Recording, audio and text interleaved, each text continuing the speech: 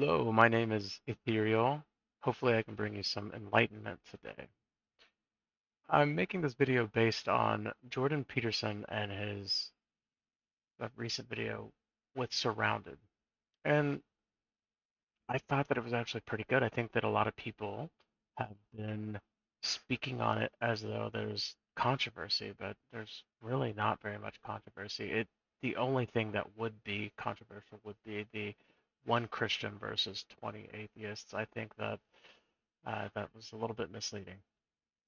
I don't think that Jordan Peterson is Christian, even though he roots his beliefs in Christianity. I think that he has a much different view.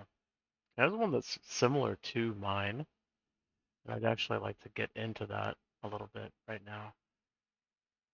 So, I grew up in the church, and I was taught, everything that a normal Christian would be taught. I grew up in the Pentecostal church, and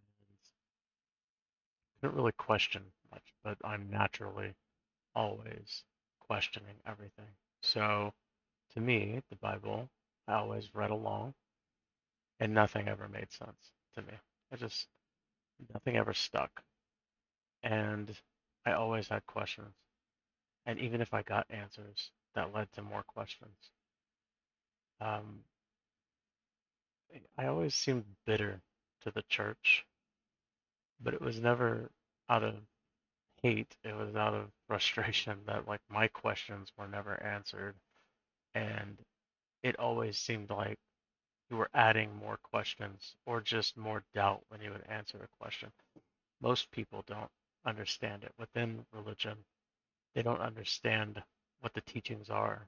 They're only interpreting what they believe to be the truth. And I think this is true for just about anything in life. I mean, we're always just beholden to whoever's teaching us. It's not um, it's not like you'll always get somebody that knows everything, so you are never going to be able to understand it fully without questioning yourself, and you have to question. I think that just most people, they hear something and they just go along with it. They don't question, and that's the worst type of trait to have.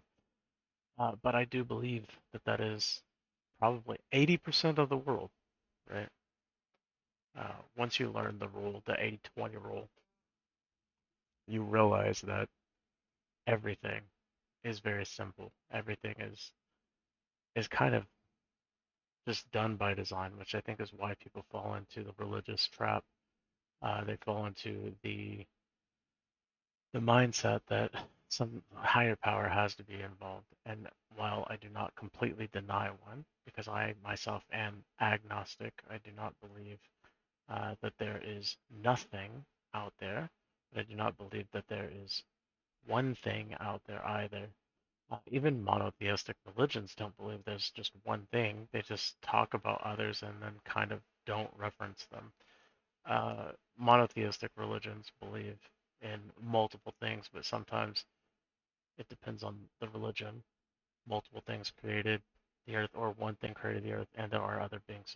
Basically the same thing as a monotheistic religion. So atheistic is kind of like you just believe in nothing. And I guess it's a subset. You can say that you are uh, agnostic, atheist. This kind of sounds redundant to me, or even contradictory. But to each their own. However you want to define yourself. Ideology is literally anything that we think of. It's quite literally anything. And I think that the reason why people are more confused is because someone can have Christian morals now, especially in America, and not embrace a religion because America was founded on those ideals. And the thing that I like about having the ideals of Christianity within America, their idea was to separate church from state, right? Like that's the idea, but that's technically a lie because you're kind of just imprinting it. It's not really separation. And if you truly want to separate it, you would take Jesus' teachings, his viewpoint, you would take that out of the Bible to deconstruct it even further, to have a more precise vision of what Jesus' teachings were, because they are the true, unique part of Christianity, and nothing else within Christianity is really important. It's all stories, and if you want to look at the stories and you get something out of it, then that's great. But for the most part, they're not as beneficial as what Jesus was trying to say. And I also think that there were a lot of teachings and writings that miss everything that he was trying to speak about. Um, so I guess I'll briefly touch on what Jordan Peterson was talking about, and a couple of the things. Actually, I don't want to get into that video too much. I don't want to. I think I'll stay away from it. Jordan Peterson is a person that I would love to have a conversation with someday. I think that he's brilliant. I think that he has a lot of really good ideas.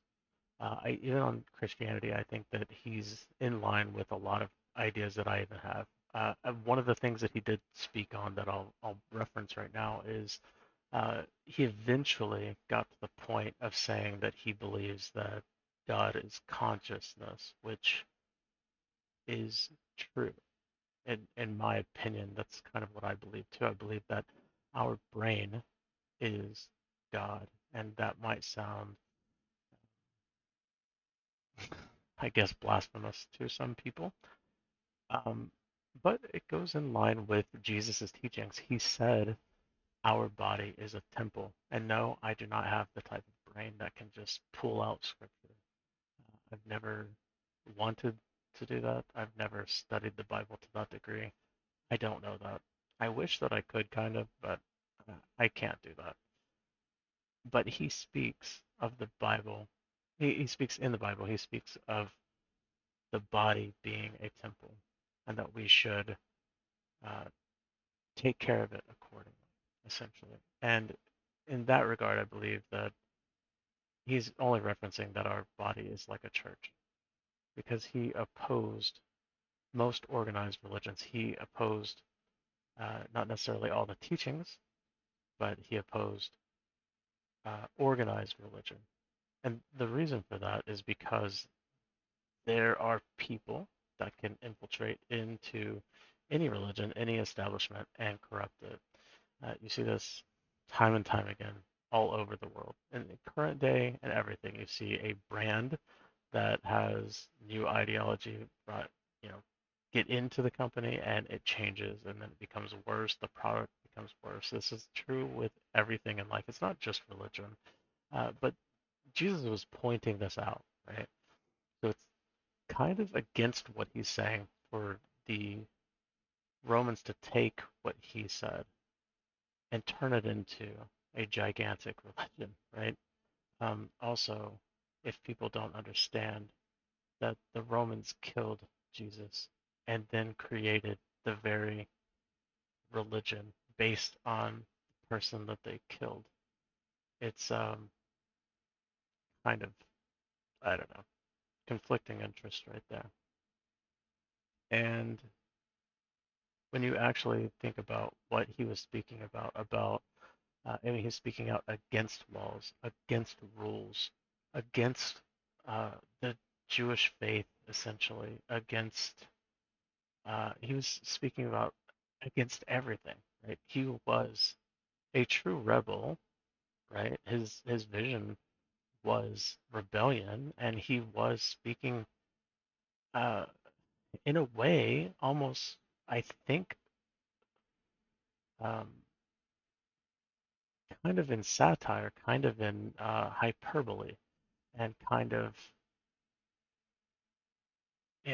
I think poking fun at a lot of things, but with a really good message, with a message to say that rules can't control who we are because we are God. When you become enlightened, you are God. And I think that that rings true. I think that his other message of nothing shall come between you and God is also true. That's basically just saying that the rules and the laws that are around, they shouldn't change what you think. So even if you have to follow a rule and follow a law, you shouldn't change your belief, right? And that's what he's talking about. He accepted everybody. If you look at the Old Testament had restrictions on a lot of things and uh, damned a lot of types of people and beliefs. And these are the things that he was speaking out against. And the New Testament doesn't necessarily continue that train of thought. But what it does do is what Romans do best, which is take something and synchronistically combine things, right? So the Romans start in Italy. Their religion, their faith, which they never technically had one, but it was more set in agricultural. And as they get into the Roman Greek wars, they find influence within Greek mythology and they merge that with their own. And again, they don't really worship that. They don't consider themselves a polytheistic religion or any of this, right? It's kind of, they just found interest in it. So they created their own. They created their own with Mars, Jupiter, Neptune, all of these things. The ones I mean, the planets that we have today that are still within our solar system, they're named as such, right? So their legacy is imprinted in our science. Their legacy even is, the Greek too. The Greek is involved in there because of uh, them synchronizing with the Greek mythology. But the the other thing they got from the Greek was our modern government. I mean, they took that as well, and they also have our modern law, right? The Romans are everywhere. The West is literally based upon that government and that law, and also took Jesus's teachings essentially, because the founding fathers were not necessarily religious, but they did believe in Jesus' teachings at least because Thomas Jefferson even made a Bible that strips everything down, strips all of the miracles away, and keeps just Jesus' teachings. And I've never read this Bible, but I heard about it and I thought it was intriguing. I always heard that the forefathers were atheists, but um, I mean, I guess maybe they could consider themselves that. They sound more agnostic to me, though. But and again, that's a blurry line, right? If they actually did believe that way and they created America based off of that, then essentially we are completely rooted within Roman belief more than anything else. And we are at least the aftermath of the Roman vision, right? And if the Roman vision was anything but dominant, it was it's pretty much just that. It dominated everything. They didn't want to continue reign, right? They just wanted to imprint everything, and that's what they did. They're everywhere. They're in our calendar. They're in our months. They're in our science. They're in our law, in our government, in our religion, essentially. They're everywhere. They're in every single form of ideology that you can think of, and they're still breathing today, even if they're all uh, cast away.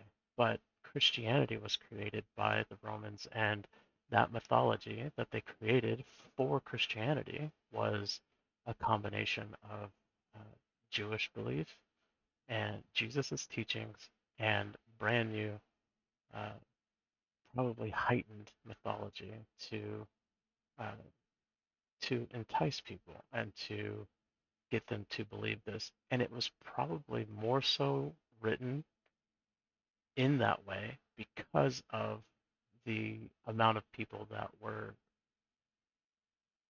attaching themselves to what Jesus was actually speaking about. So what I believe happened, no way to prove this, okay? There's no way to actually prove this because there are no historical documents about it or anything.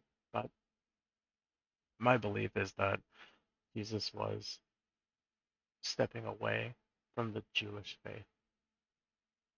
I mean, based in everything that's even within the Bible, it seems like that's what he was doing. He was speaking out against churches and tabernacles, and I know people claim that it was him speaking out against the Egyptian rules and laws and teachings and stuff, which that was true, but he was also speaking out against the Jewish faith as well. It wasn't just the pharaohs, and it wasn't just the people in power that were, um, well, I guess technically Jesus wasn't. He was already taken over by the Romans by the time that Jesus was born. But the direction in which they were claiming that Jesus was talking about was, they always say the pharaohs, but their teachings were not really enforced at that time. The Romans had already taken over. Unless I'm wrong, anybody can bring up what it was. I could swear that it was already taken over like 30 to 50 years before Jesus was even born. So I think that I'm correct in this. There might be other types of uh, teachings and things that were going on that were still of the Egyptian faith or something around that time, but the Romans had already taken over. And I mean, if you're directly opposing the king of that era, and you're calling yourself the king of the Jews, um, and you got to remember that Jews are a people, not just a faith. So he's not saying that he's king of the Jewish religion. He's saying he's the king of the Jewish people. There's a difference. And if he is saying that, that's saying that you're equal to, if not above, the law. Yet again, I think that he was trying to, maybe Jesus was trying to troll back then. And he was so much of a rebel that he had a vision, and his vision was true, and he was confident in his vision. And I think that people understood his vision to be true. They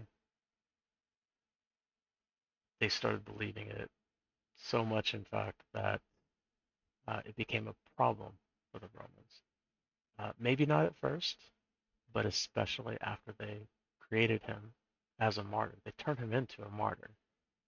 And in doing that, I think that's what made his message completely dominate for however long, right? It took 700 years for them to create the Bible.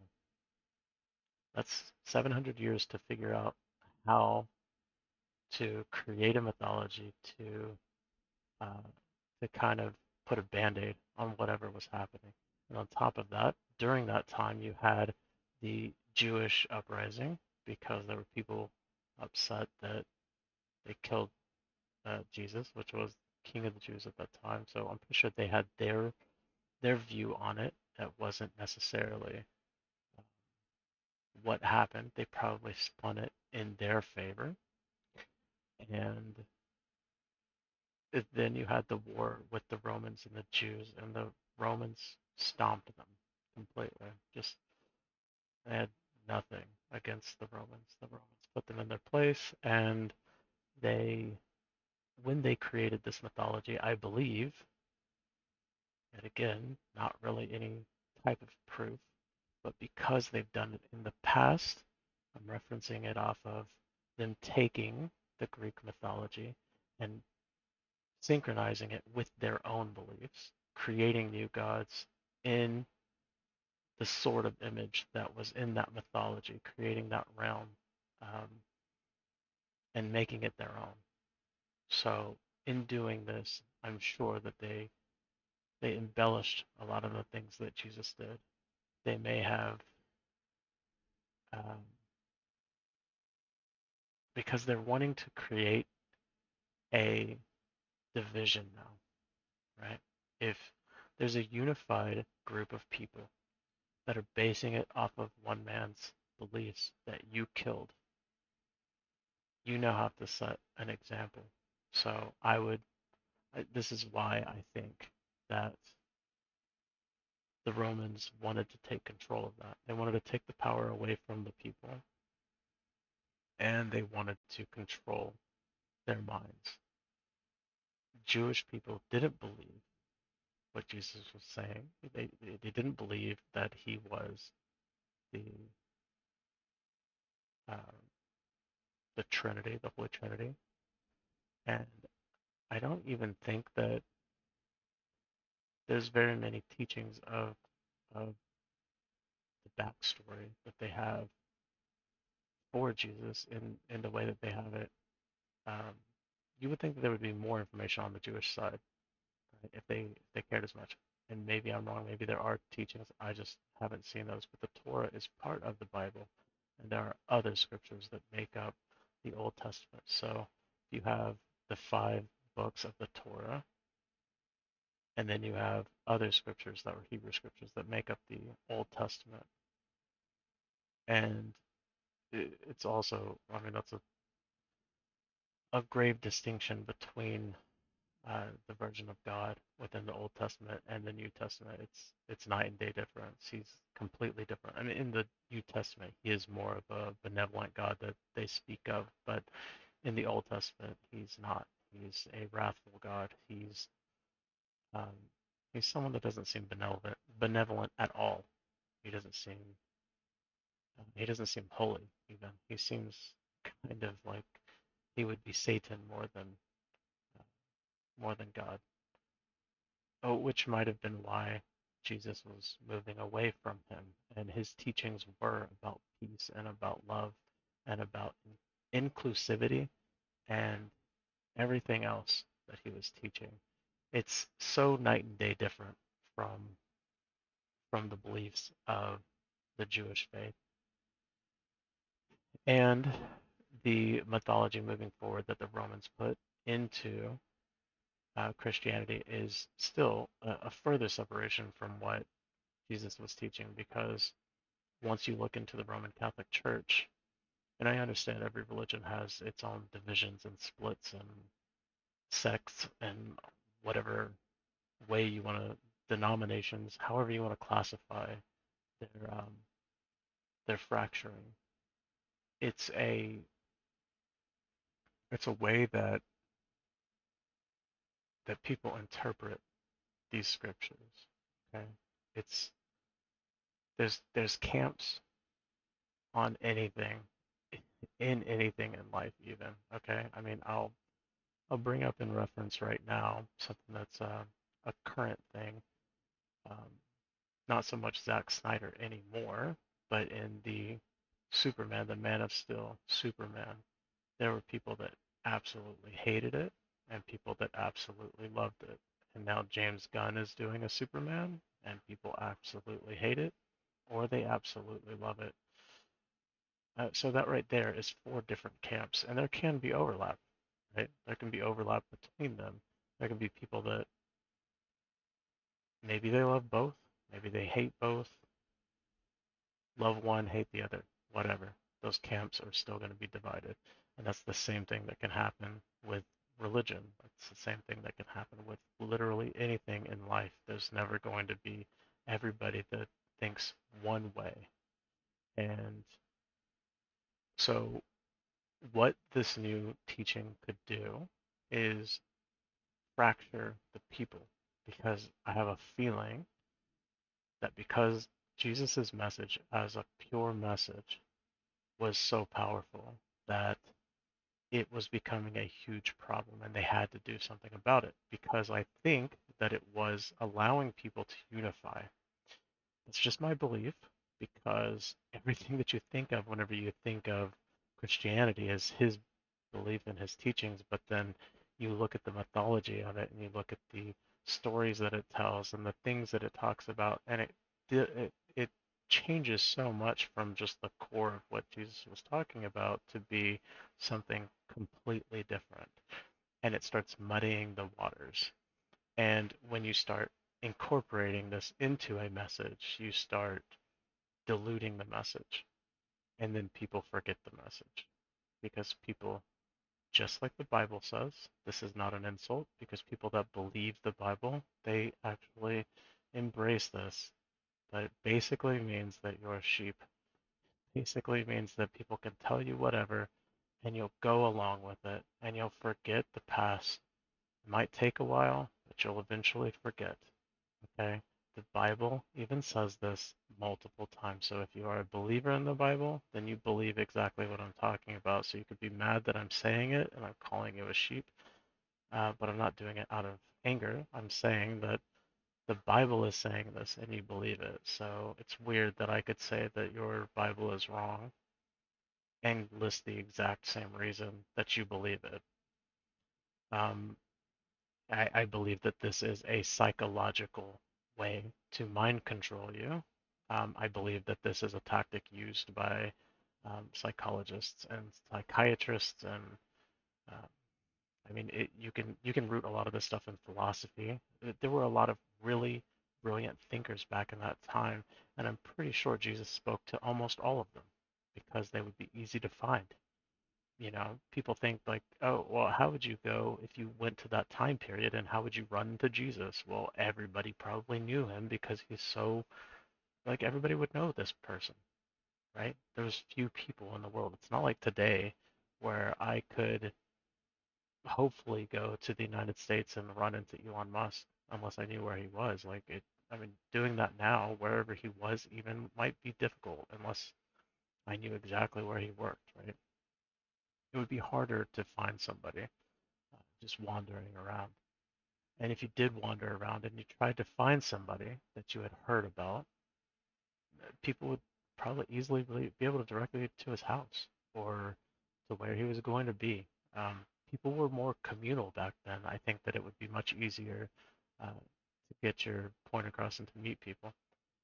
In any case, my whole point with this is to say that religion very heavily talks about shepherds leading the sheep, and it's used in a way of positivity, and I do believe that that is a positive message. While I do not agree that everything within the Bible is bad, I think that a lot of the teachings are actually good. A lot of the parables are good. A lot of the stories they're good. I mean I've read all of them. I've never sat down and read the Bible cover to cover. Okay, I wish that maybe one day I could do that, but I remember all of these teachings whenever I was a kid, and I remember how much they made sense to me. What didn't make sense was how you're trying to portray them as 100% truth or fact or um, glean some sort of understanding that was anything more than what the story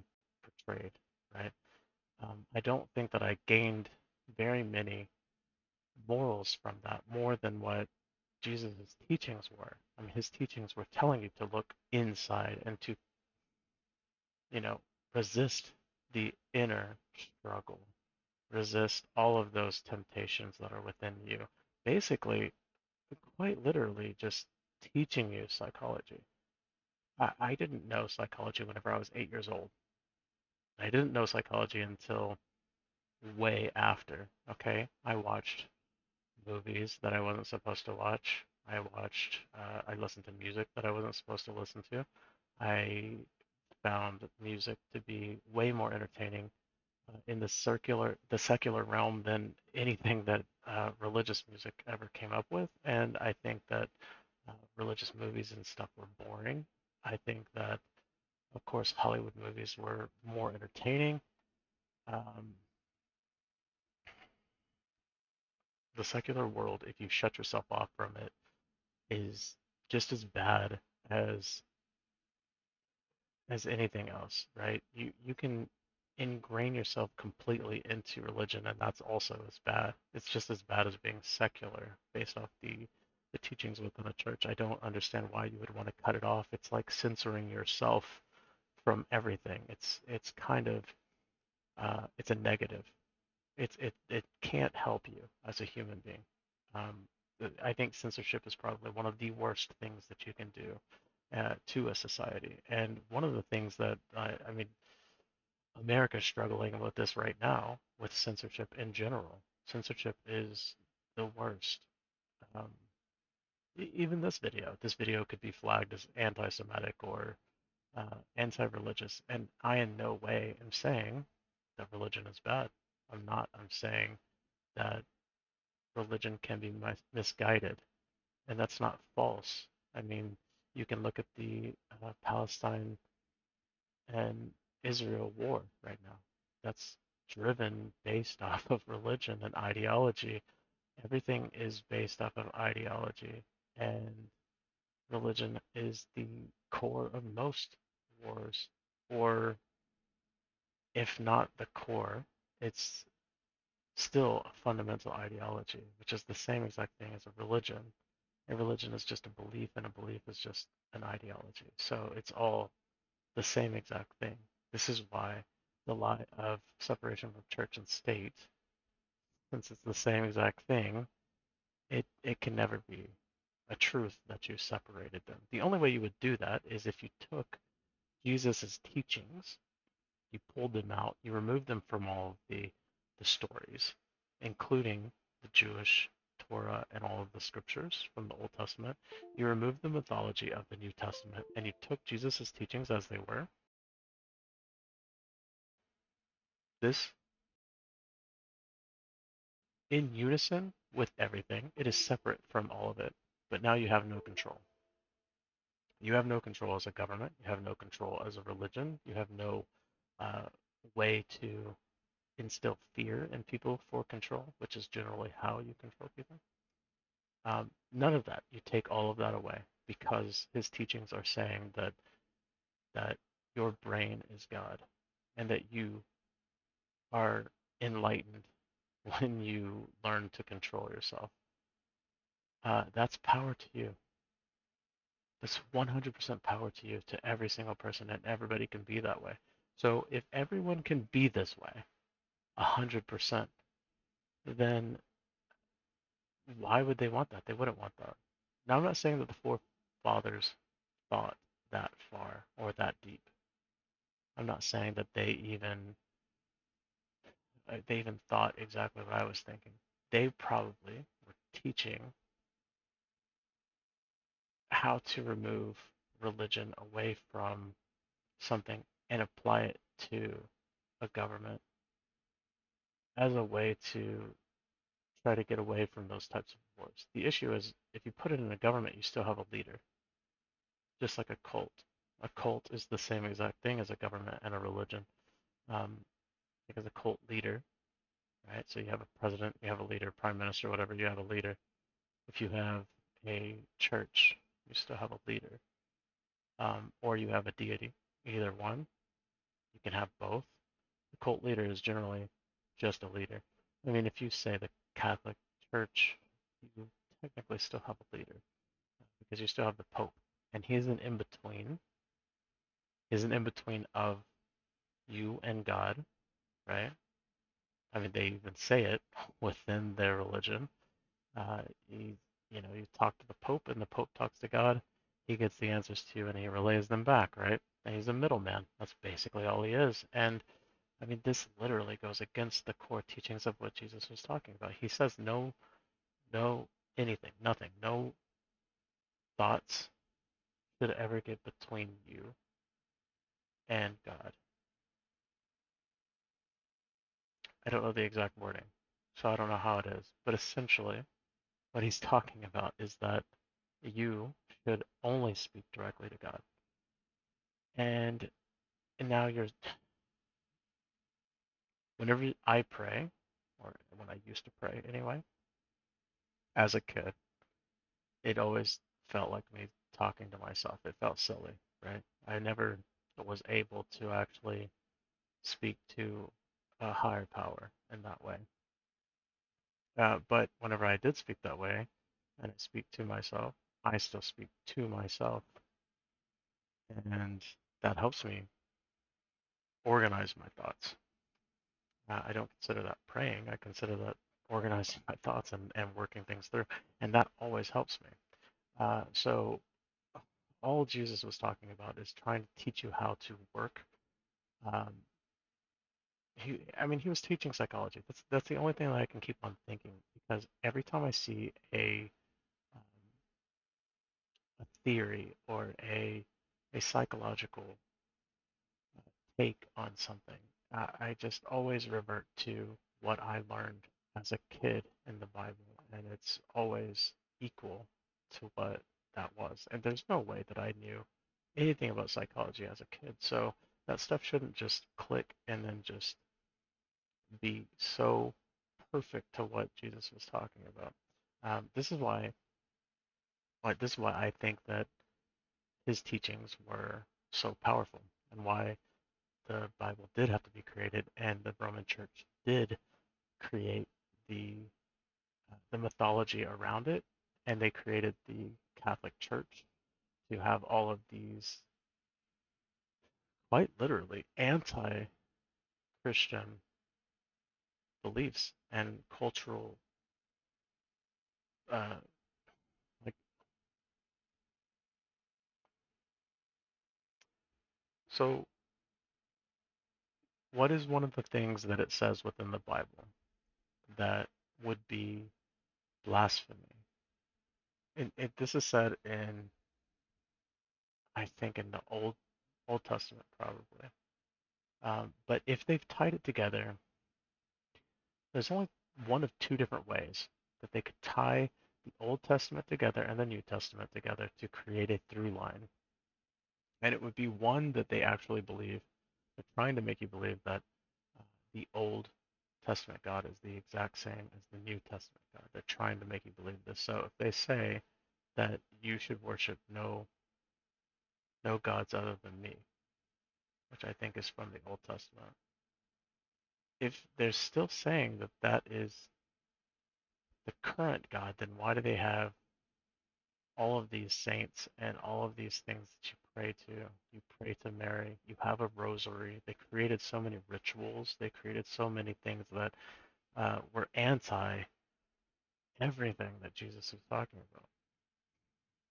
He was anti establishment, he was anti laws and rules, and all about self help and self empowerment, and uh, that all the power is within you, essentially, that your brain is God, that your thoughts are, they can be angelic, they can be demonic, and you have to try to resist those evil thoughts as best you can, and that you shouldn't judge anybody, period.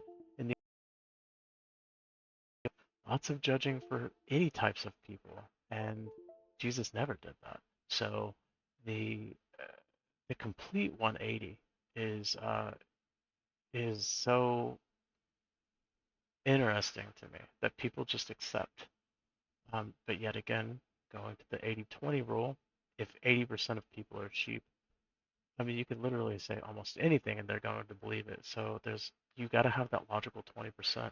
The issue is that logical 20%, they may be part of the anti-religion thing, but then they're part of the 80% in a different category.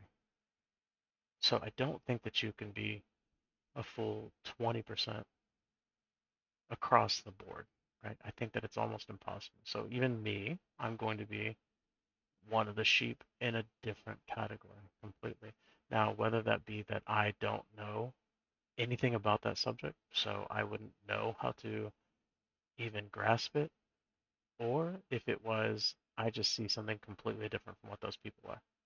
Yeah, there's only so much that you can understand and so many things that you can actually teach to people. So that's one of the things that I find fascinating. It's not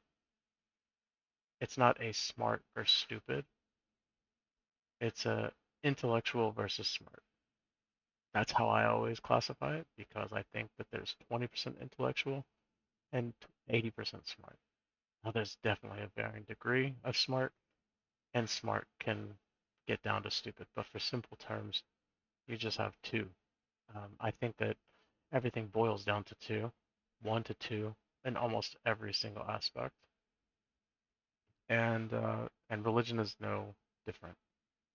So if you were to say, um,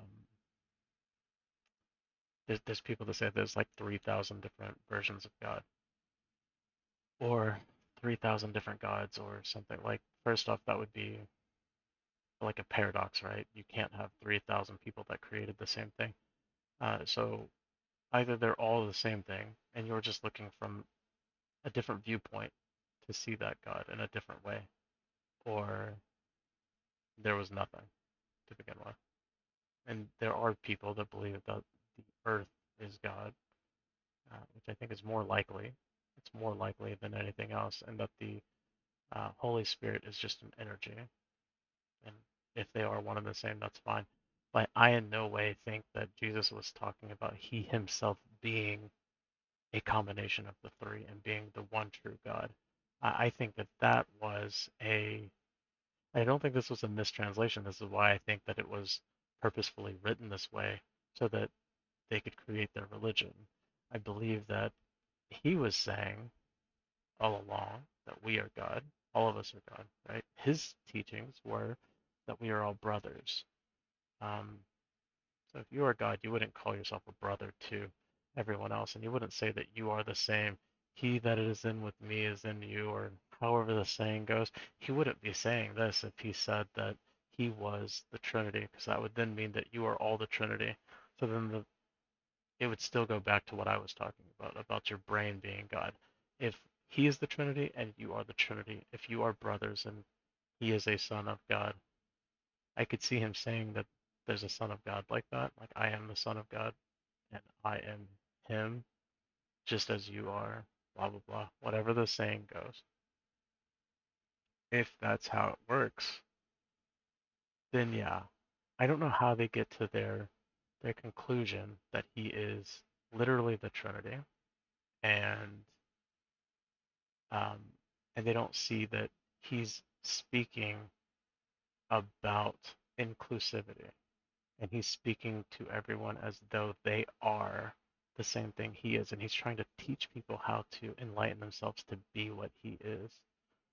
Um, I don't see how you can't see that, even within the Bible. Okay, even within all of the teachings and all the writings and all the scripture that is, even if it's just hyperbole to some extent, or if it's just a parable or just a story of any sort, even if it has historical facts, okay, just because you have a historical fact doesn't prove that it's correct.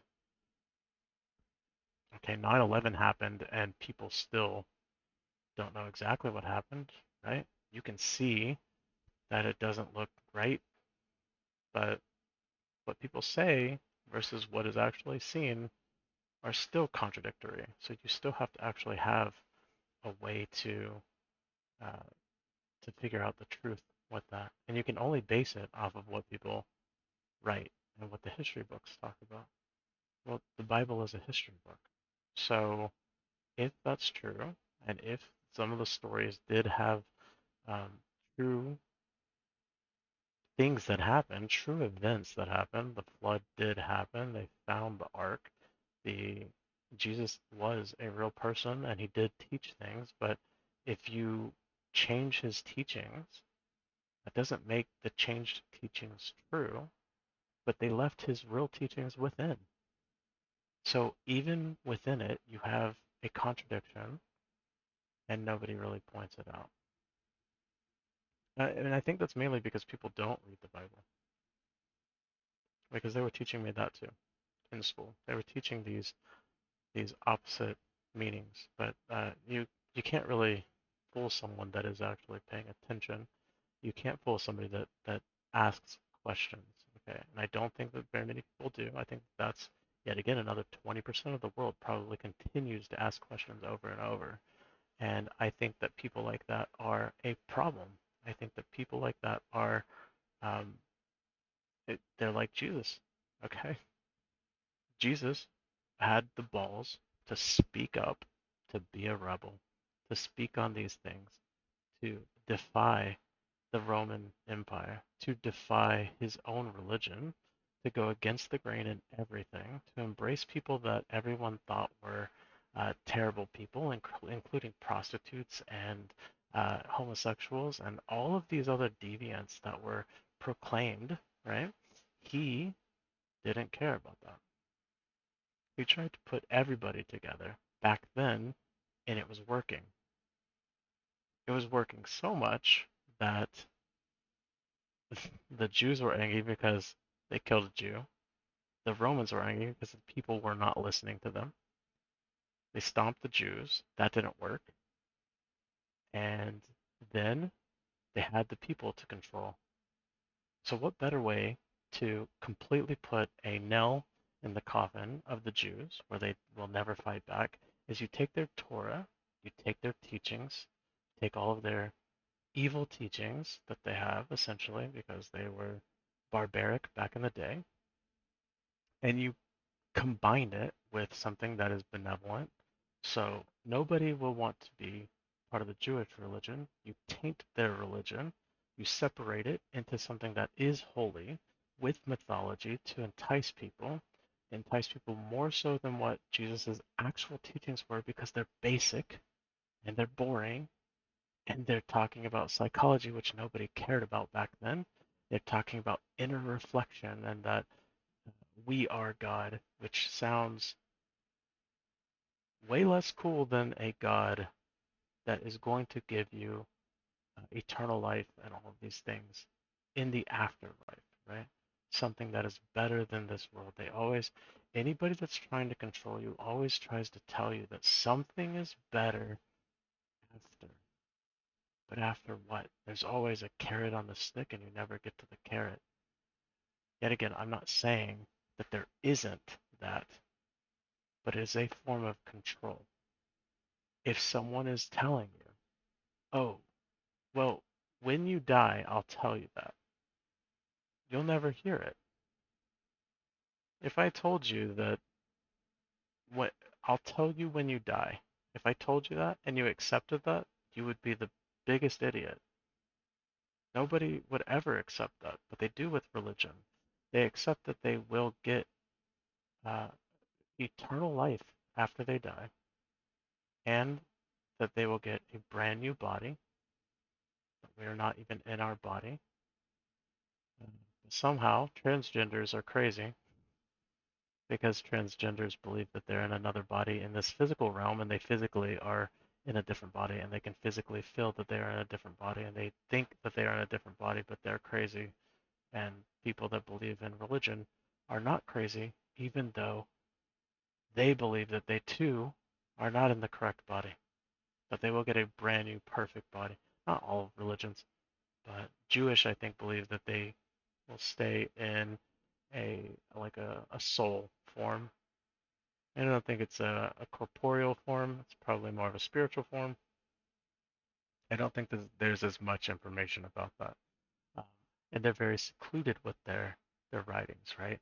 Which is why I think that it was imperative that they took the Torah and they took all the Hebrew writings and they made the Old Testament, right? Because if you can actually see, we can look at it now from a way we can deconstruct the Bible in a way to say, oh, okay, these teachings were the Jewish teachings, and this was how tyrannical they were as a people. And then we can see how Jesus separated himself from that, kind of went against the churches, and then created a new way of thinking that wasn't done at the time. And then how the Romans had to create a new mythology in order to entice people back into a form of control again. Um, so, like I said, we have to learn how to defragment our brain.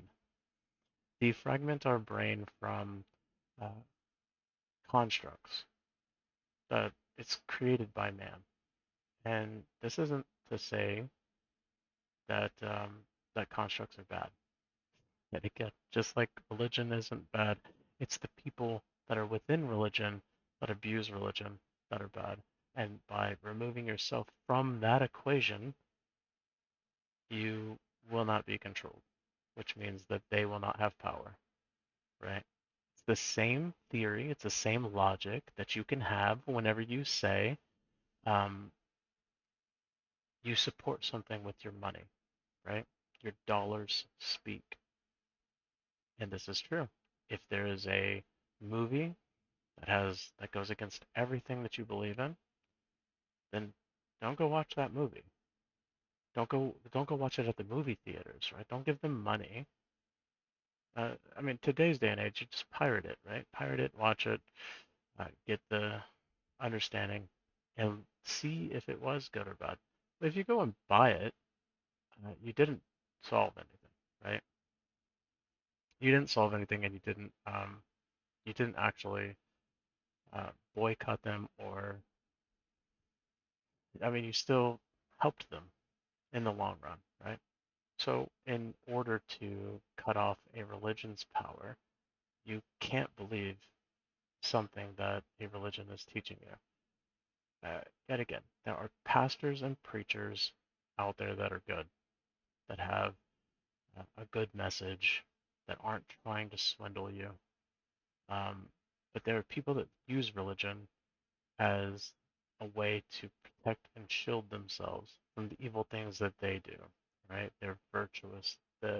This type of person is the worst person, the one that always speaks about it all the time. The people that, oh, well, I go to church, so I'm a good person, but then they're just an awful human being. And everybody knows somebody like this person. And even you might go to church with somebody like this, and you're like, oh, but he's really good. Um, okay, maybe. Maybe to you, and maybe to the community that he's in, but then he's not really a good person.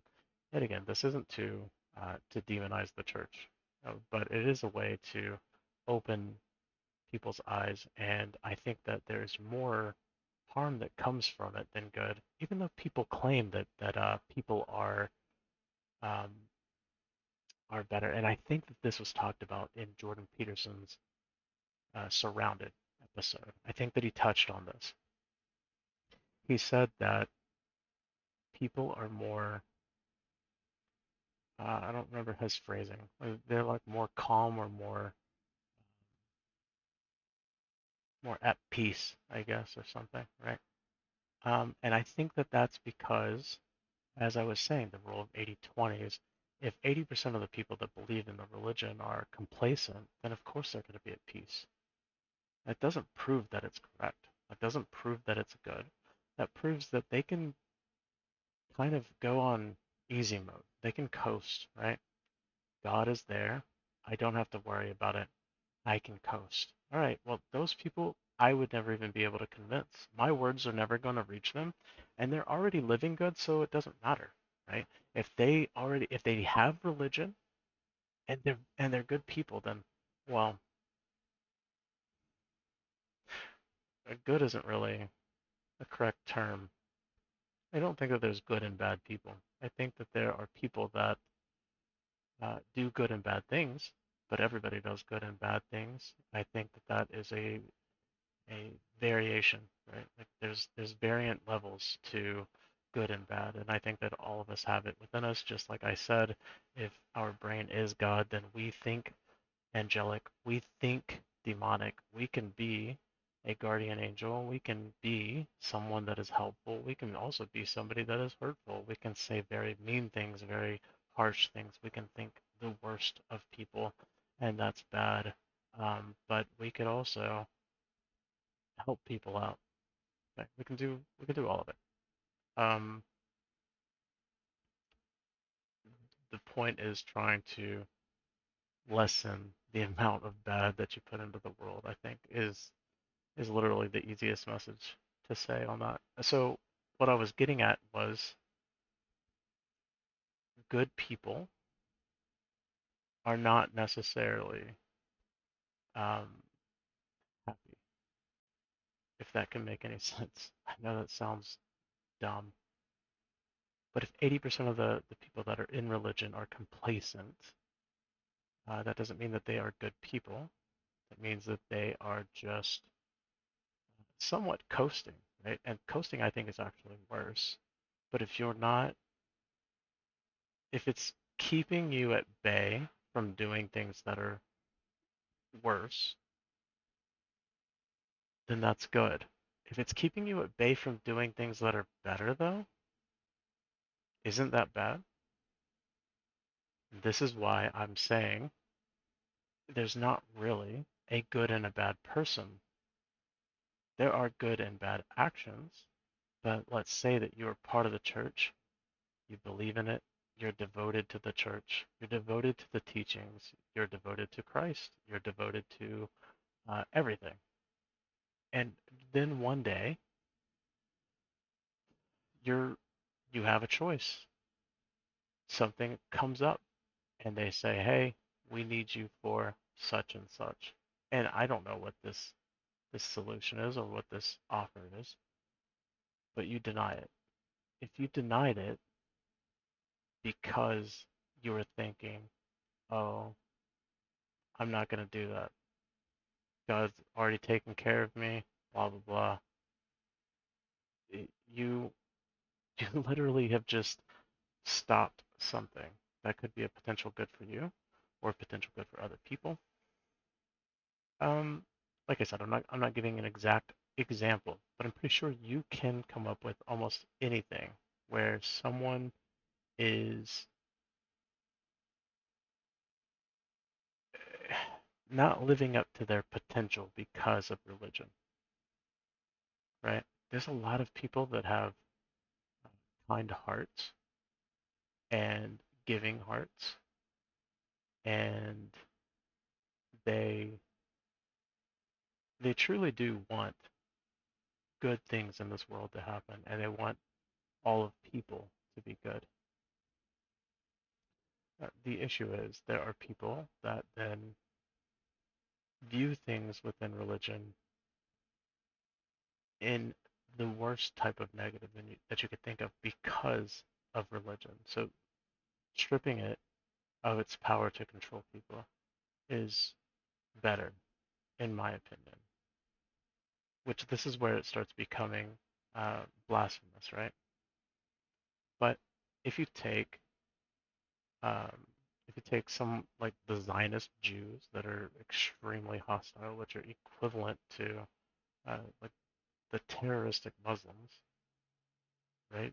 They're those are horrible atrocities done by both of those groups of people. But Muslims are not bad. Muslims are not bad people. They're perfectly fine. It's the people that take the religion to an extreme that make it bad. It's the people that hold it to every bit of higher power that they can muster. They take it to that level of destruction. They take it to, my God, you know, wanted me to do this, or I'm doing this in the name of my God, or these people are so bad they have to be completely eradicated. Ben Shapiro is one person that we can see here. Because he's in America, he can say all of the things that he wants to say, and we get to see his extreme journey of uh, like the mind of a true Zionist. You know, you get to see all of it. You get to see how he is a fake Republican, and you could see how he builds a company around all this deceit and lies, and he gets uh, amazing minded people. You know, Steven Crowder, and he had Candace Owens, and he had Jordan Peterson, and Michaela, and Brett. He had all these people out there, and none of them are there anymore. Um, and the people that are there, kind of Matt Walsh. Matt Walsh is still there, and he kind of put his foot in his mouth a little bit. I don't know if that was intentional. I kind of think it was. He was saying something about how countries that are around and people in power shouldn't be around if they can't support themselves. And if he didn't mean that, he said it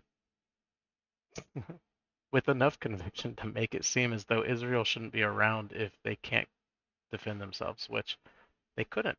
They couldn't defend themselves, right? Uh, Ben is very outspoken about that because he is a Zionist and he is Israel first. He's not America first. I think that, I mean, this is one of the reasons why Trump is trying to get rid of a lot of people that believe in something that's outside of an American belief, right? I don't think that has anything to do with racism. I don't think it has anything to do with even even if we were to get rid of Ben, it wouldn't be because of um, his religion. It would be because of his belief that he's not America first. I don't, that'll never happen. We'll never kick Ben Shapiro out. I mean, if anything, he's more beneficial here so that we can see the insight of these types of people, right? We can see how they are. And Ben Shapiro even wanted Netanyahu as president. This would have been insane. No, definitely not. And thank goodness Trump has the balls to say no to Netanyahu and to disregard everything that fool says. Um, but somebody like Ben Shapiro, which is extremely religious and an open Zionist, will easily say, yeah, kill all of the evil people that are the evil Muslims.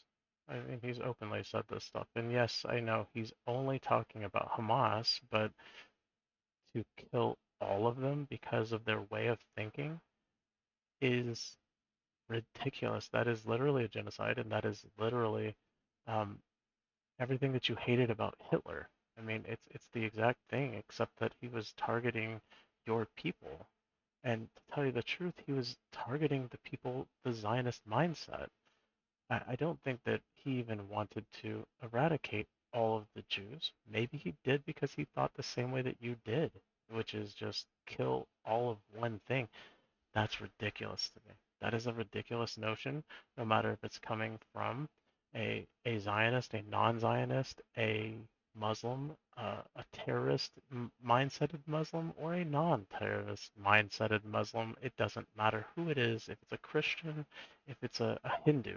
If somebody says this, it's a twisted mindset, and it is so wrong to think that, but it's definitely in line with the Old Testament God. No question about it, right? It's definitely the same exact mindset. So if the Romans did it in a way to, point out the fact that this mindset is bad, then it was a brilliant thing. I still think that whoever wrote the Bible and compiled all of these scriptures, if you want to call them that, or whatever they are, they did a good job at putting it together. Whether or not they even themselves believed the mythology, I don't think that they did. I think that they did it for power, and I think they did it to disperse the minds from thinking of Jesus's true message that was extremely powerful. I think that it was working. I think that if it had taken hold and people did understand it fully, that I think that we'd be living in a much different world right now, in a far better world, um, because it would have probably integrated within the Roman teachings, and we would have almost something like America anyway. It probably would have eventually evolved into something like that, and it would have been the same thing, except that it would have been hopefully without a leader as much, right? In order to do that, I don't know how you would do it. Maybe you can't. Maybe you still have to have governments, and maybe you have to have every branch of government uh, the way that it is around the world. You have to have a communistic country, you have to have a socialistic country, you have to have people rule over these things, and you have to have a country like America to keep everything under control. If you have to have that, that seems kind of sad. I would think that we would be able to eventually evolve into something more utopian-like. I don't know if you could ever get into something like a movie, like utopian style like that, where everybody is exactly the same. That seems depressing. and that kind of seems like heaven, um, which seems very communistic, right? I don't think that that's even a good mindset. So even if you wanted to die and you get to heaven, it sounds like it wouldn't be that great to me. But if we created a heaven on Earth, I think that that would be much better. I think that a utopian-like society would be better. If you could get to a pure utopian society, there would be no structures at all, hardly. And I think the only way that you could do that, people are claiming within the next 2 years, that as little as 2 years, that there would be very little jobs, very little types of jobs because things will take over, AI will take over, and all of this, which I think is true. I don't know if it's 2 years. It could be. I think it'll definitely be within 5 years. I think that it will be a a leap whenever this new quantum chip comes out. This thing is going to be a massive jump. If what they're talking about is true and uh, the type of power, the processing power that it has, this quantum chip is going to change the face of reality. But by that time, within the next 5 years, we literally have to get everybody on the correct page. There has to be people that think more in a um, in a mindset like this, in a mindset that Jesus was trying to preach, in a mindset that is more psychology based, philosophy based, and heightening the levels of human intellectual power to a level that we've never seen before, which means that this has to start at an early age. This has to start really early, just how they've infected the minds of people recently. So for the next 20, 40, 60 years, we have to continue that.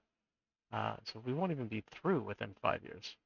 We'll be at best a quarter, uh, maybe a third, but at best a quarter of the way through to having one generation one step closer to being fully enlightened. And the reason why I say that this is imperative for at least the next 20 years, if it is the next 20, we need one full generation to at least have this mindset to start with it. Because if all the jobs are gone because of AI, and if robots have taken over, not literally, but if we've perfected them enough to do a bunch of the labor jobs, yet again, I don't see that happening.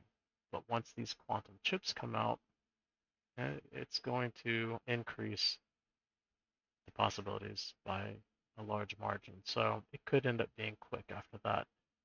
But if we do get to the point where robots are good enough to do every bit of labor, every bit of um, every type of mundane task, let's say, along with AI being integrated in a positive way, not in a negative way. Uh, if the rules that we have that govern us are not written from the ground up, they're written from the top down. And by that I mean less restrictions on common people, more restrictions on power. If it's written that way, you could sustain a society like that fairly easily, and you wouldn't even need currency because um, a robot would be doing most of the labor work, and currency would really just um, it wouldn't really do anything. Um, yeah, I mean, it does stuff now. There's a big need to have currency, but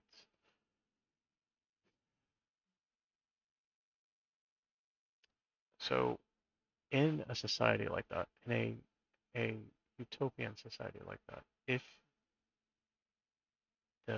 let's say that the workforce, let's go back to the 80-20 rule, if there were 80% robots doing all of the work around the world, that would mean that we would have at least as many robots as we do people for that to even be possible. So that means that there would have to be at minimum 8 billion people, 8 billion robots if there's 8 billion people. But 20 years from now, that might be a higher number. If that's a possibility, and if that happens, you wouldn't really be paying robots. So what would the wealth be doing if it was innovating things? Um, that could be good, and I guess it would pay people for research and things. But yet again, this means that everyone's going to have to be intellectual, and they're going to have to be uh, thinking philosophically and psychologically. They're going to have to think way more than be physical. And I can kind of give an example right now with like NVIDIA. If anybody watches NVIDIA and they've been paying attention to them, um, Intel chips are kind of on the decline. The company seems like they're in trouble, and NVIDIA is stepping into uh, the CPU market. And the GPUs that NVIDIA makes have always been really good, but there are flaws, okay? Especially now that it seems like they're moving further and further away from gamers and more into, I guess, the business side of it, um, the designer side of it. They see more profit there. So gamers are kind of getting the short end of the stick. Not to really dwell on that too much, but let's just say that there was one single graphic card company. Um, the other issue is too, just to touch on it since I'm talking about it, the NVIDIA graphic cards. The issue is the VRAM. Their VRAM is horrible. If they put like at minimum 16 gigs of VRAM and then uh, a baseline of 16, you wouldn't have any issues with a lot of the lower cards. You could have a lower card and it would still be fine. But they create these problems with putting low VRAM in there that it's just a trash card. And then you have all the way up to the 5080 that has what 16 gigs of RAM, which is like bare minimum. Uh, it's almost as if they just don't care. Is the thing, right? But if it's money driven, then of course they don't care. They're using that to funnel money into another project. So if they don't care, they're just using you for money. They're using people for money. And if people don't do research, then people don't see what is a good value and what is not, right? And I don't think that it matters if you have influencers that tell you. I don't think it matters if you have people that have a business where because they're talking about complaints that NVIDIA doesn't give them enough of the information so that they can talk about these inherent flaws within the card. I think the 5060 or whatever just came out. They didn't give enough information to the people that actually review these cards, and so they were only able to do it like the day that they got the drivers and stuff like that. Well, that is an issue, but if the card is trash anyway, it doesn't matter if you tell people that it's good or not, right? If the only card out right now is the 5090 that's actually worth anything, which isn't because it's so inflated in price, right? You have to spend like $4,000 for a 5090.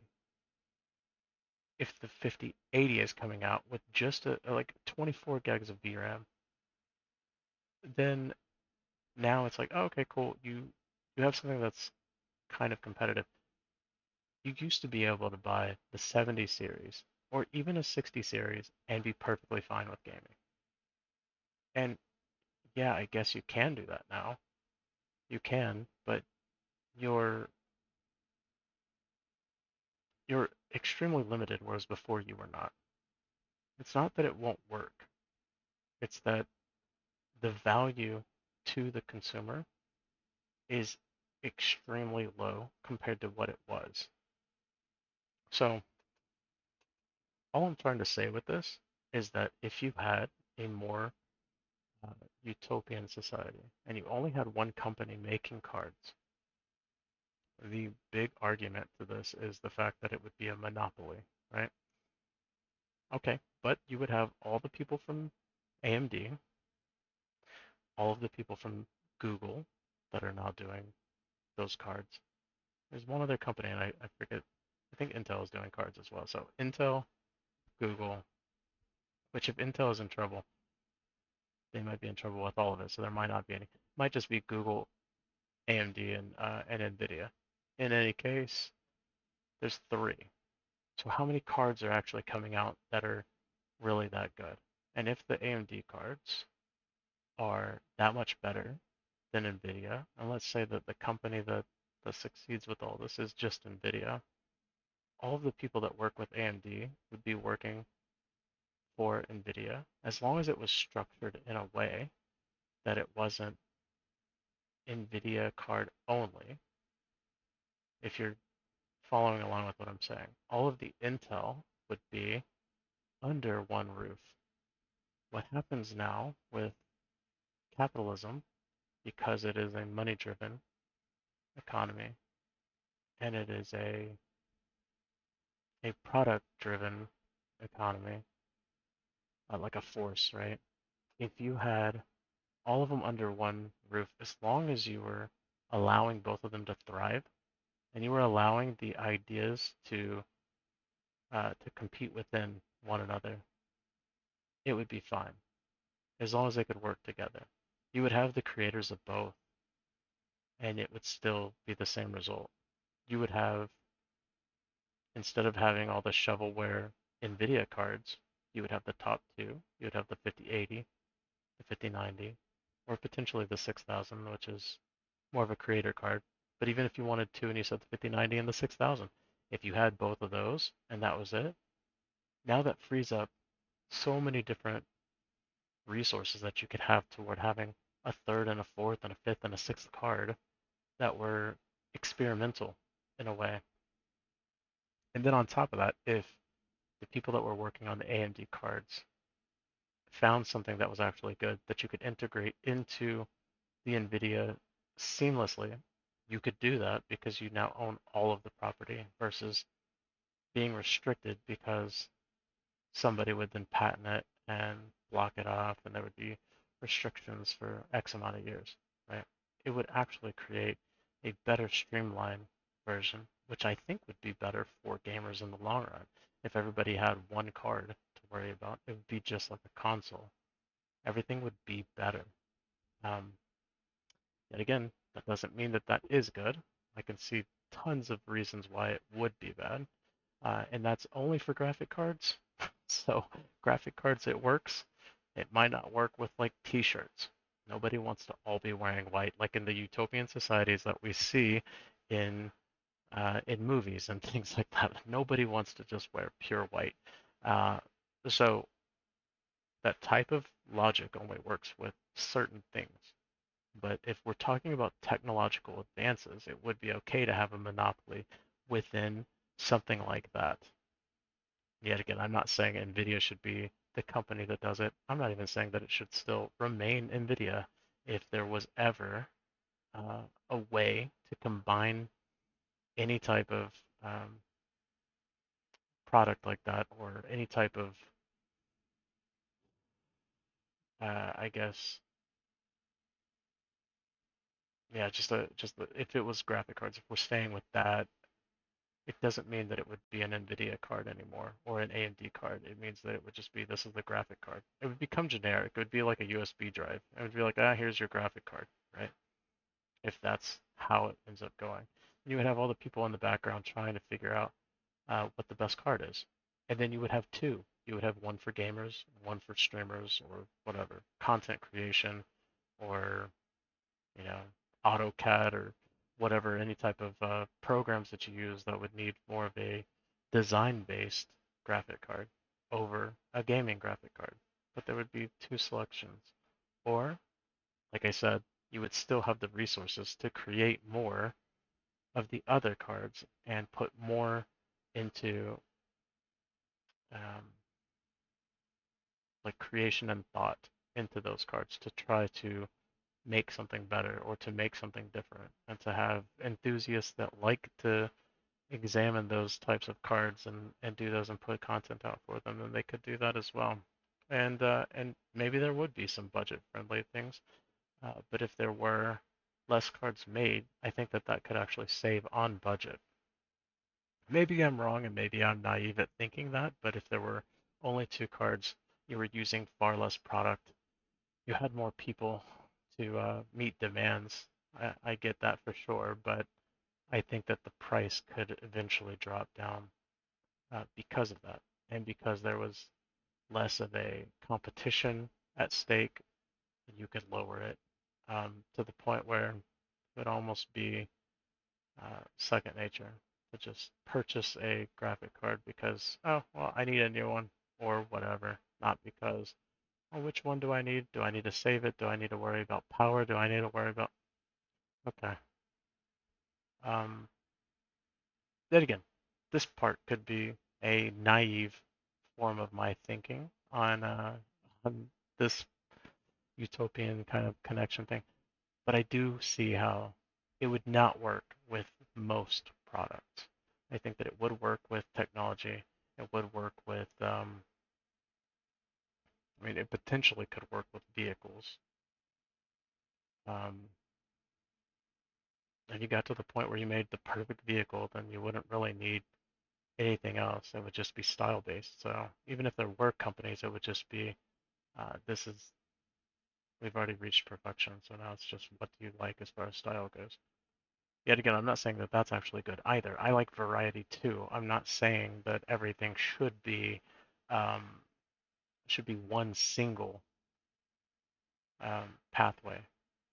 Just like why I'm saying that religion itself is not bad and that you should still have them, but I think that they should not be um, the dominant deciding factor. I think that a lot of these teachings and things, which gets to the core of what people are talking about with um,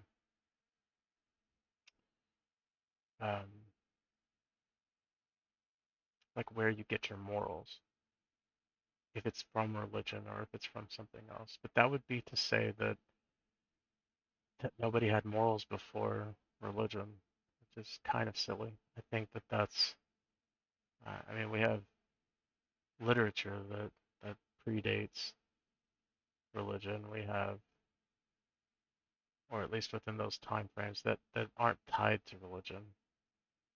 We have mythologies that predate religion. We have there's a lot of things that predate religion that I don't think that is at all accurate. Um, I mean, you have depiction of the fact that it's part of the world from the beginning of time based off of scripture too, but that doesn't mean that that's actually what happened. And the depiction of even the creation of the world is inaccurate to how they believe it happened. That's where it makes sense. So there's I don't know how I'm going to end this. I think that I've covered almost everything that I wanted to cover, and I think that finding purpose is something that everybody has to do for themselves, and finding purpose within religion is probably easier. It's a cookie cutter version. Um, Going back to the small analogy that I was making, it's almost like buying an Xbox or a PS2 instead of building your own PC, right? It's so much easier to just make a PlayStation, or purchase a PlayStation instead of making a PC. Nobody really wants to do that. Um, it takes far more effort, and if things go wrong, then you have to figure it out. And if things go wrong with the PlayStation, is buy another PlayStation or buy the upgraded PlayStation when it comes out or whatever. It's very carefree in that regard. And I think that that's what religion is. It's very carefree. You just pick one and go. Um, Christians have 50,000 different denominations, which is kind of ridiculous. That's It just doesn't make any sense to me. And if there are 3,000 different gods, also kind of weird to think this and to think that all of them have the potential to have created the earth. Um, but kind of repeating myself at this point, so there's no point in going backwards. Um, purpose is what everyone should find within themselves, I think. And I think that if everyone could think of it as something that was separate from religion, you could still hold your religion still, and just think of those terms, the way that Jesus was speaking, outside of your religion, just as a mindset, just as a, um, I don't know, I guess it would work the same as like meditation, the way that other forms of religion do, Taoism and all these other things. If they have anything to come to a higher power within yourself or an enlightenment form, right? These other types of uh, spiritual beliefs, they're kind of the same way, except that if and even if Jesus did speak to those people with those types of beliefs back then, he might have formulated his decisions and his thoughts based around those opinions. And so it makes sense that there's other theories and other forms of thought that are similar to what he was saying. Um, but it doesn't mean that it has to be directly opposing religion. And this is where I see a lot of people in debates, even in the debate with Jordan Peterson. I see that uh, there's a lot of hostility. Like I could tell that a couple of those people that were there on the atheist side were there to rip apart somebody's belief. They weren't there to have a discussion, and they weren't there um, to better their knowledge, right? They just wanted to tear somebody's opinion down, and I think that that's just the wrong mindset to have. I think that people that believe in a religion, especially like a very deep, devout belief, I think that those people need to be enlightened yet again. They need to be enlightened to understand that maybe they shouldn't believe everything that they were taught. Maybe they should start thinking for themselves. And I think that right now we have a huge movement of people going to Christianity for answers. And I don't know if it's because of more of these end of times type discussions. There's a lot of things that talk about that, but that doesn't mean that the end times are something to be scared of. Um, this is how I'll end it, actually. I'll end it with Revelation. So I'm not going to go into it in depth because that would be a whole nother video. This video is already too long, and I added things that I didn't think that I was going to add to it. But I'll end it with Revelation and say that it's my belief that that is just a prediction, or that is not a prediction, rather. A lot of a lot of faiths believe that it is a prediction, that it's a prophecy, all of these things. And I believe that it's a warning because if it was a prediction, it would contradict the Bible, right? The Bible says that God gave us free will. And you can't have free will if you also have a fate. And a lot of people that are religious, I've noticed, are very fatalistic. Okay? The world is going to end. God is going to give me whatever. That's taking yourself completely out of the equation. Okay? It's um even though I said that most people that believe in religion are sheep, right? I don't view that as a good thing. I view that as a thing just that's just the way that the cookie crumbles, right? 80% of the people will be sheep and 20% of the people will do their own thing. That means that they'll be shepherds in some way. They might be misleading shepherds, they might be good shepherds, they might be, however. Um, But the Bible makes you embrace being a sheep, which is wrong, I think. I think that's a wrong way to do it. The Bible tells you that you're weak. The Bible tells you that you're flawed. It keeps pointing out all the negative things within yourself so that you have no other alternative but to believe in God.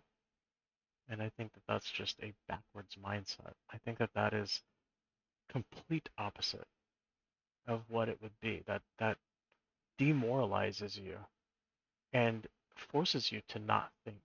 It quite literally gets in your brain and makes you. I mean, I'm glad I never had this happen. I think that I think there's a lot of people that get brainwashed with that type of mentality. Because I questioned everything, I never got that. I never had that. I never fell into that. I always questioned. And anytime, like I said, if people gave me an answer, it didn't make sense. It actually gave me more pause. It gave me more uh, things to wonder about and to go investigate and to figure out for myself, right? And if I had been inside of a church like that, and I had been in there with no connection to the outside world, to the secular world, to the evil world, the worldly ideas and thoughts and music and movies that are so bad, filled and laced with the devil's intentions and all of this stuff.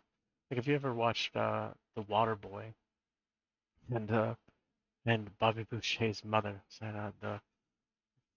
the devil is in everything. Like, everything was the devil to her. And if you grew up that way, you would think that. And I would have, maybe I would have thought that too, right?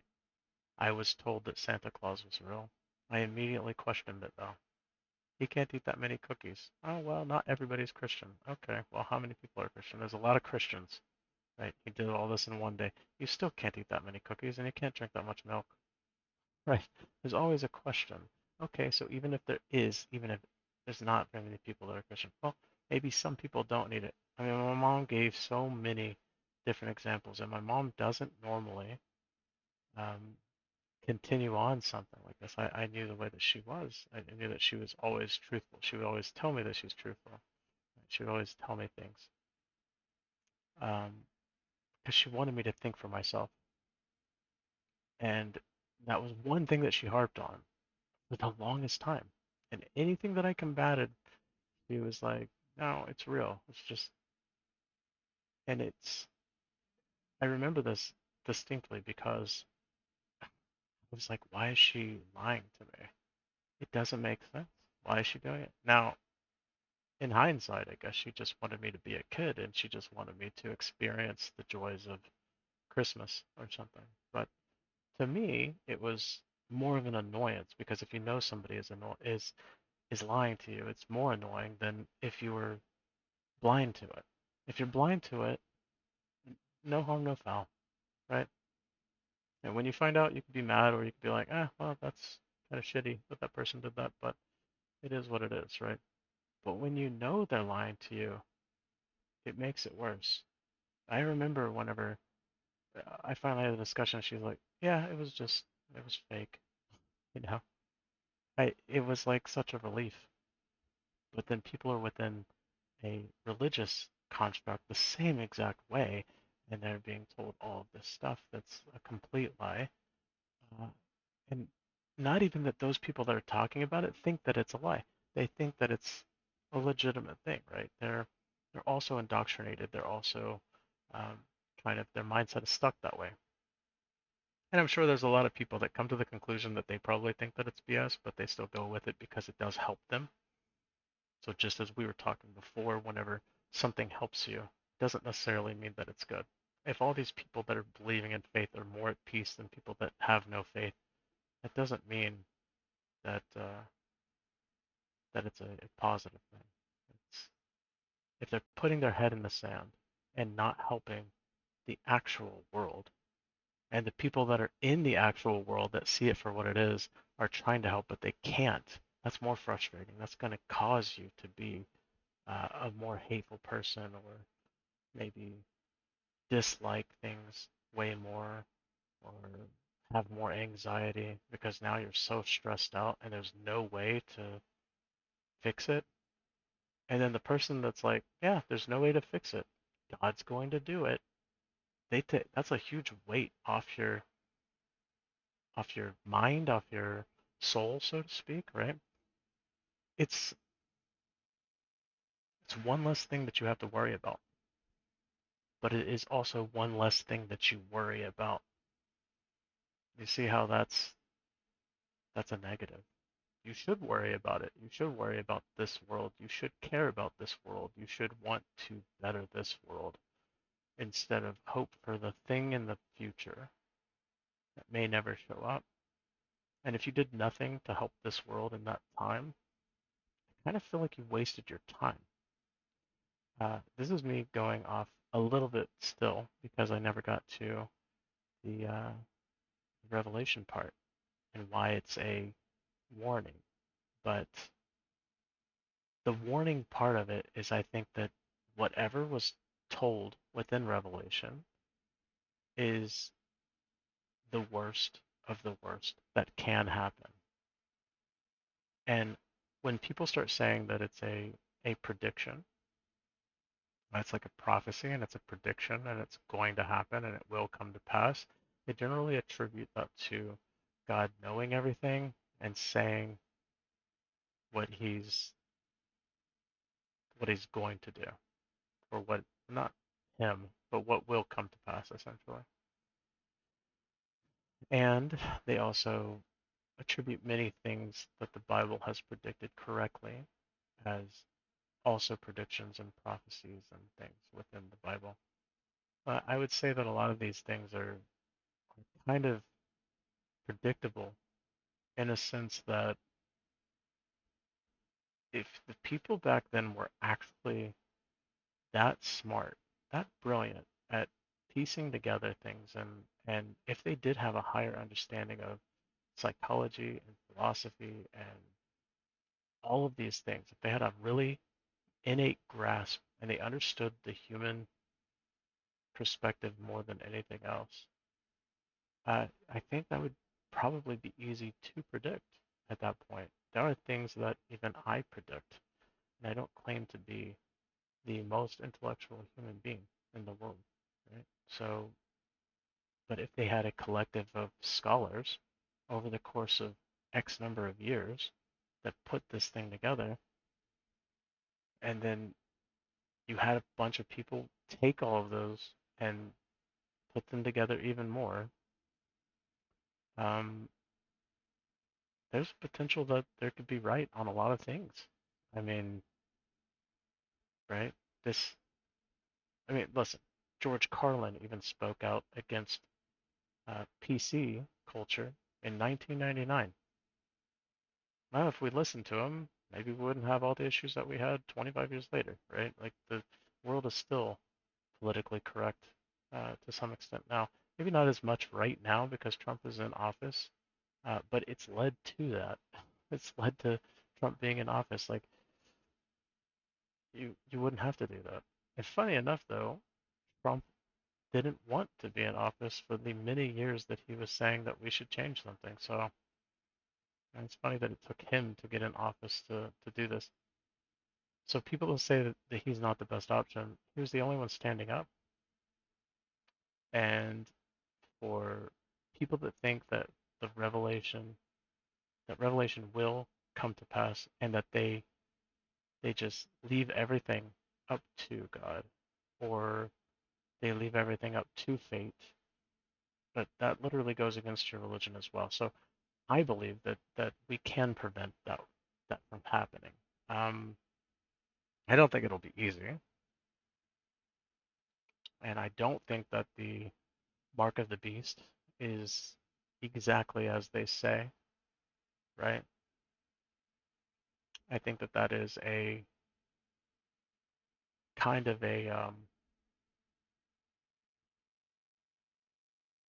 has to be like an allegory of some sort, right? If it's in your wrist or it's in your forehead, um,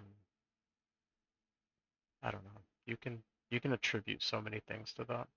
You could literally just say it's the phone, right? If it's your phone, then well, I guess we already all have it, so you've already accepted it, right? I mean, I don't think that it's going to be that simple, but I don't think that it's going to be something that literally gets shot into your brain or something. Um, but what do I know? I don't know, right? I don't know what they're planning. But if if you're not supposed to let something come between you and your mind, and you're not supposed to let outward thoughts influence you in any way, then the mark being on your brain would just be, I think, you know, just don't let your mind be altered is kind of what it is. I don't let that belief happen. Like, let's just say, for an instance, and this isn't me saying this would be the mark of the beast, but let's say that somebody was proposing something similar to what I'm talking about, where it's self-enlightenment, and you should just not abandon your church, but keep it on the side and do this also, right? And then see if it improves. Okay, so this is me saying to do something in addition to. That's separate. That's not replacing anything that you have. It's just uh, to be a different mindset, to add to your life. That's it. If somebody came along and said, this is the new religion, period, and everybody has to do it, okay, that could be a form too. If they have a form of ideology that then drastically restructures everything, then that would be bad, right? That would be a form of monopoly, so to speak. That would be a terrible thing, right? Because then you're beholden to whoever then says anything, because that would also be a leader-based system. That would be a religion, that would be a government, and none of those can be good as a monopoly. But something like a graphic card could be because it's generic. And that was getting to that.